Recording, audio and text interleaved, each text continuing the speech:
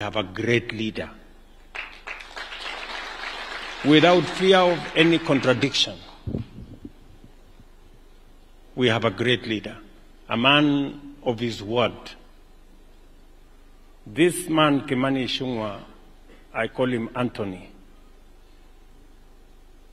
He has taken many bullets on my behalf. He has carried huge burdens on my behalf. Burdens that even my own brothers could not. But this man has. My friend, Kimani, on this day, when we are putting to rest your father, I want to tell you thank you very much for not just being a friend, for being a brother to me. And the same way you have stood with me, my brother, I want to say this in front of your family, I will stand with you. Na watu wa Kikuyu constituency na watu wa Kiambu, huyu kiongozi wenu sio kiongozi wa Kiambu ama Kikuyu.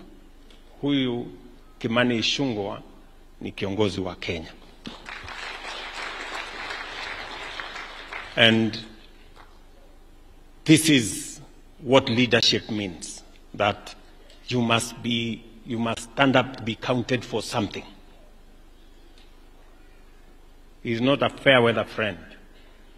He is a friend indeed. So I think he gives us lessons, and I'm sure we are confident that this is coming from Mzee, who is here, whom we are sending today to his place of rest.